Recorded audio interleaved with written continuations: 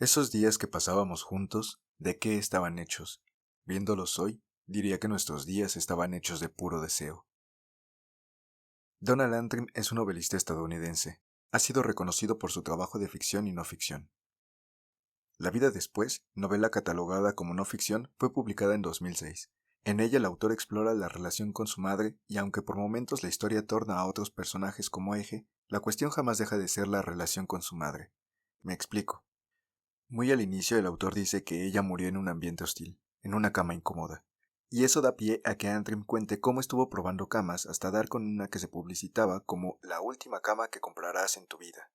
El problema es que esa cama, en teoría perfecta, no resuelve lo pendiente porque todo el asunto de la cama no es en realidad sobre la cama. De fondo hay otras cosas en juego. Luego, el capítulo termina y lo anecdótico tira hacia otro lado, primero hacia memorias con su tío y después el resto de los capítulos hacia muchos otros lados. En ese sentido, es claro que la novela no sigue una línea en cuanto a lo anecdótico. Esto está dispuesto para otros fines, y es por eso que extraña que algunas reseñas señalen que la novela inicie por el final, es decir, con Antrim hablando de la muerte de su madre. Desde el inicio de la novela, este asunto es un paisaje ya resuelto que se va pintando de a poco. Pero eso, uno ya sabe lo que se va a pintar, ya está resuelto desde el inicio y no afecta saber el resultado final, porque lo que importa no es la sorpresa que se pueda generar cuando se pinta lo que aún no está pintado. Lo que importa es cómo cada cosa interactúa con el resto. Y es que, aunque la muerte de la madre es el punto de partida del texto, no es aquello a partir de lo cual se genera tensión dramática. No importa que eventualmente se retome. A decir verdad, diría que no sentí que hubiese una tensión creciente a lo largo de la novela. Me parece que es así porque no interesa contar algo anecdótico, sino explorar cómo la historia propia es intervenida por la historia de alguien más. Esto no lo digo yo, lo anuncia la novela misma. La historia del largo deterioro de mi madre es, en algunos aspectos, la historia de su vida. La historia de mi vida está ligada a esta historia, la historia de su deterioro.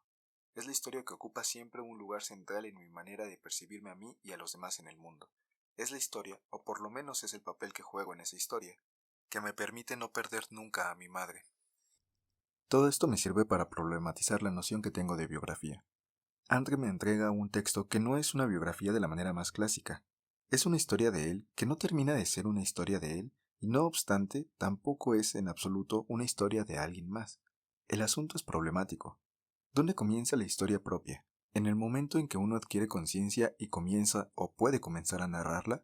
¿Qué pasa con esos recuerdos desdibujados en nuestra mente que adquieren claridad gracias a que consideramos la perspectiva de alguien más? Si para contarnos nuestra historia es necesaria esa otra conciencia, ¿resulta que nuestra historia es siempre más amplia? Puede parecer una cosa menor, e igual cabe preguntar con esto en mente, ¿qué sucede con la identidad? Porque además, parece que hay una cuestión hereditaria. Desde luego está el vínculo sanguíneo, claro, y la adquisición de hábitos. Pero también, en la novela hay algo otro que tiene que ver con la manera en que significamos las cosas. Por ejemplo, hay ciertos paralelismos entre el actuar de la madre y el hijo que parecen encontrar sustento en la forma en que ambos significan las cosas y el mundo. En un momento en específico se sientan en torno a una mesa y se dice que están sentados quienes están físicamente ahí y también quienes de alguna manera se encuentran anclados a la historia de esa mesa. Como si las cosas fueran algo más que las cosas mismas, al menos para quien significa las cosas.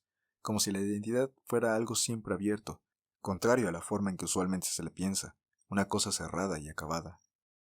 Las vidas que vivieron nuestros padres antes de que nosotros naciéramos ocupan una especie de lugar mítico, un lugar imaginario, y el poder que tienen nuestros padres y madres para moldear e interpretar nuestras vidas, para decirnos quiénes somos, incluso en la adultez, requiere que aceptemos que, como ellos vivieron en una época mítica y como su existencia produjo la nuestra, ellos siguen siendo, para nosotros, inmortales y omnisapientes, como cuando éramos demasiado jóvenes y necesitábamos su ayuda para sobrevivir.